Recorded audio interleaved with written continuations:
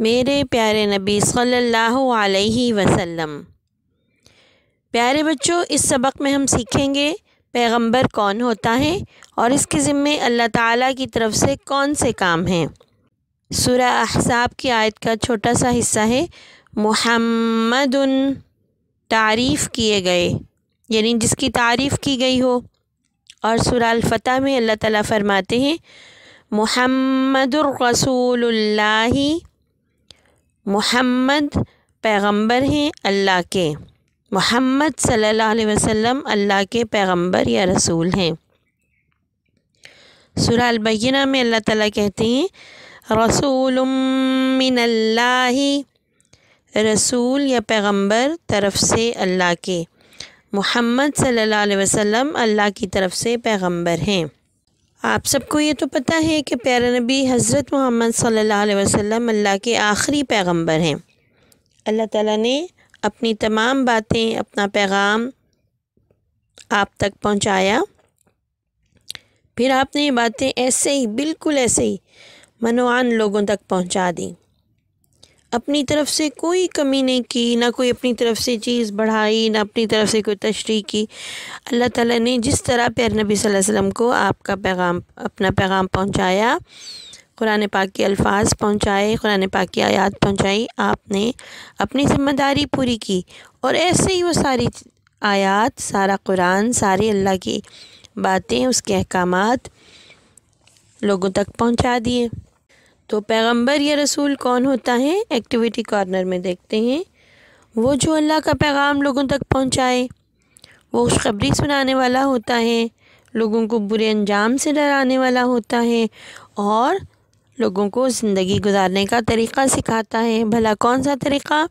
وہ طریقہ جو اللہ تعالیٰ نے انہیں سکھایا، جو انہوں نے اللہ سے سیکھا، ایسا طریقہ جس سے اللہ راضی ہو، وہ رسول یا پیغمبر ہمیں سکھاتے ہیں۔ سورہ منافقون کی آیت ہے اِنَّکَ لَرَسُولُهُ، بے شک آپ لَرَسُولُهُ، پیغمبر ہیں اس کے، بے شک آپ واقعی اللہ کے پیغمبر ہیں۔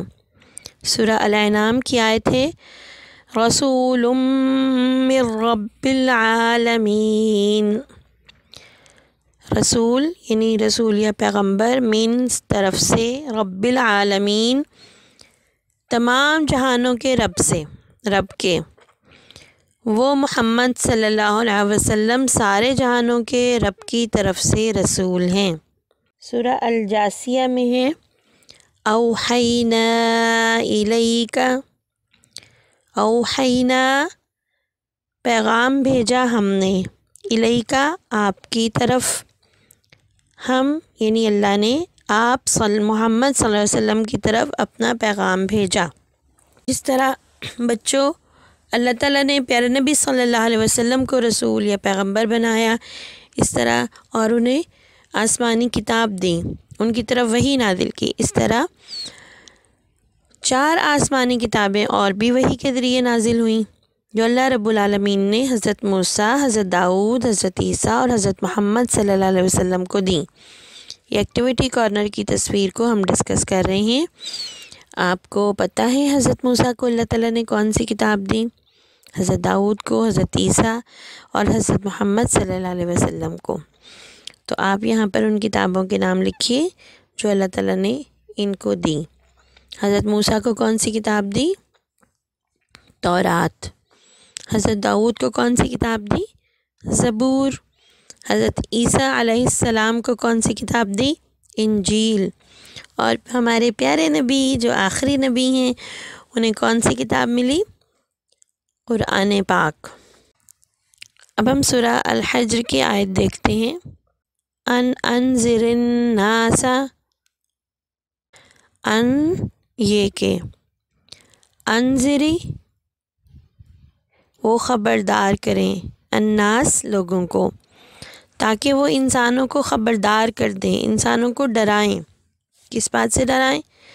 اس بات سے ڈرائیں کہ اگر اللہ کی بات نہیں مانیں گے تو انجام اچھا نہیں ہوگا، سزا ملے گی، اور وہ سزا تو ایسی ہے کہ بس اس سے تو کوئی بچ ہی نہیں سکتا۔ امی سزا دینا چاہیں، ٹیچر سزا دینا چاہیں کسی غلط بات پہ، تاکہ ہم دوبارہ نہ کر سکیں تو ہم چھپ جا سکتے ہیں، ہمیں کوئی اور بچا لے گا۔ لیکن پیارے بچوں، اللہ کی سزا سے کوئی نہیں بچ سکتا۔ سورہ المعارج میں اللہ تعالیٰ کہتے ہیں لَکُمْ أُسْوَةٌ حَسَنَةٌ فِي إِبْرَاہِیم، آپ سب کے لیے، لکم آپ سب کے لیے، اسوۃ نمونہ ہے، حسنۃ بہترین، فی ابراہیم حضرت ابراہیم کے طریقے میں، آپ سب کے لیے ابراہیم بہترین نمونہ تھے۔ اسی طرح اللہ تعالیٰ سورہ دخان میں کہتے ہیں فی رسول اللہ اسوۃ حسنہ، فی میں رسول اللہ، اللہ کے پیغمبر، اسوۃ حسنہ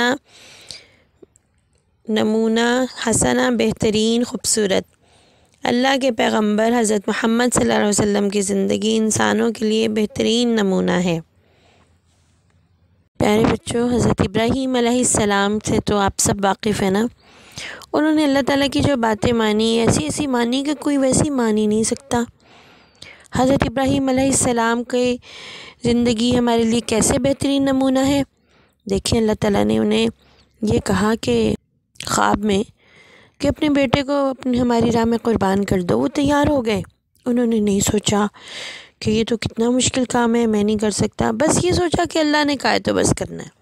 اور ان کی سنتیں دیکھیں کیسی، جب یہ کہا کہ حضرت اسماعیل چھوٹے سے تھے تو انہیں ایسی جگہ پہ چھوڑ آئیں جہاں پہ نہ کوئی اور رہتا ہو، کسی کا گھر بھی نہیں تھا وہاں پہ، نہ وہاں پانی، نہ کوئی درخت جس کے سائے میں وہ رہ سکے، نہ کھانا۔ اللہ تعالیٰ نے کہا اپنی بیوی اور بچے کو وہاں پہ چھوڑاؤ، چھوڑ کے آ گئے۔ بس یہ سوچا کہ اللہ نے کہا جو اس دنیا کا نظام چلانے والا ہے، سب کو رزق دینے والا ہے، سب کی حفاظت کرنے والا، وہ کرے گا نا۔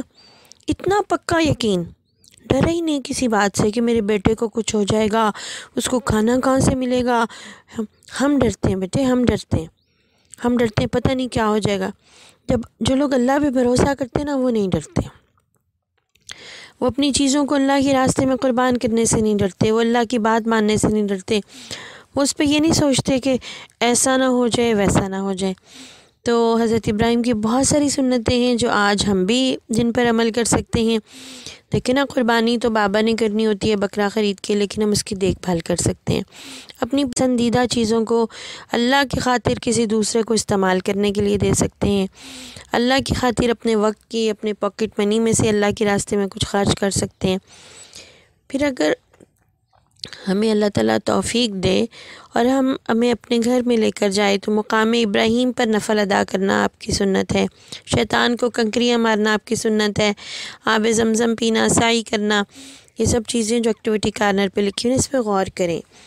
اور جو حضرت ابراہیم کی کہانی ہے نا، وہ بھی سن لیں، وہ ہمارے چینل پہ انشاءاللہ موجود ہوگی، آپ اس کو بھی سن لیں۔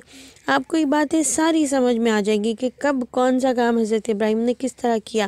تو اللہ کو ان کا شوق، ان کا جذبہ ایسا پسند آیا کہ اللہ کا دل چاہا سارے لوگ ویسے ہی کام کریں جیسے حضرت ابراہیم نے کیے تھے، اور اس کو ہمارے لیے عبادت بنا دیا، قربانی کرنے کو، شیطان کو کنکریاں مارنے کو، مقام ابراہیم پہ نفل پڑھنے کو، سعی کرنے کو جو حضرت حاجرہ نے کی تھی۔ ایسی فرمانبرداری، ایسی لگن، ایسا شوق اللہ کے راستے میں، اللہ کے خاطر، یہ چاہیے اسے۔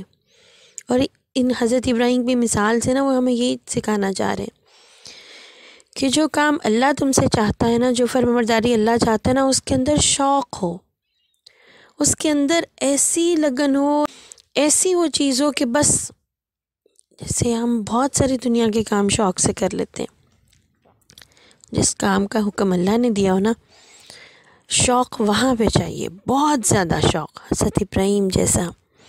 پھر ساتھ یہ بھی بتایا کہ اللہ کے نبی صلی اللہ علیہ وسلم، حضرت محمد صلی اللہ علیہ وسلم، جو ان کی زندگی تھی نا، وہ بھی ہمارے لیے بہترین نمونہ ہے۔ جو کام آپ نے ہمیں کر کے دکھایا نا، ہمیں وہ کام ویسے ہی کرنے ہیں۔ اور پیارے نبی نے تو ساری زندگی اچھی گزار کے دکھائی، ساری زندگی ایسی کہ مثال ہی نہیں ملتی انسانوں میں ان کے طریقہ زندگی کی۔ تو ہمیں اس بات کا یقین ہونا چاہیے کہ جو طریقے اللہ رب العالمین نے ہمیں اپنے پیغمبروں کے ذریعے سکھائے ہیں ہم انہیں اختیار کریں، ان جیسی زندگی گزاریں، حضرت ابراہیم جیسی، حضرت محمد صلی اللہ علیہ وسلم جیسی۔ اللہ سے دعا کرتے ہیں کہ اللہ تعالیٰ ہمیں اپنے پیغمبروں کے راستے پر چلنا سکھائیں، وہ ہمارے لیے آئیڈیل بن جائیں، رول ماڈل ہمارے لیے وہی ہیں۔ اللہ نے ان کو ہمارے لیے رول ماڈل بنایا، جس طریقے سے انہوں نے زندگی گزاری ہم ویسے گزاریں۔ آج سارا دن جائزہ لیں کہ ہم کون سے کام کرتے ہیں جو پیارے نبی کے طریقے کے مطابق ہیں، اس میں کیا کمی ہے اور اس کو کیسے بہتر کریں گے، اور کون سے ایسے ہیں جو ابھی تک نہیں سیکھے آپ جیسے کرنے، آپ صلی اللہ علیہ وسلم نے جیسے سکھائے، اور ان کو سیکھ کے کرتے جائیں تاکہ اللہ تعالیٰ ہم سے خوش ہو جائیں۔ اور جب اللہ خوش ہو جائے نا بچوں، تو یہ پوری دنیا آپ کی، یہ دنیا بھی اور وہ دنیا بھی، سب سے بڑی کامیابی ہی یہ ہے۔ انشاءاللہ پھر ملیں گے اگلے سبق کے ساتھ۔ اللہ حافظ۔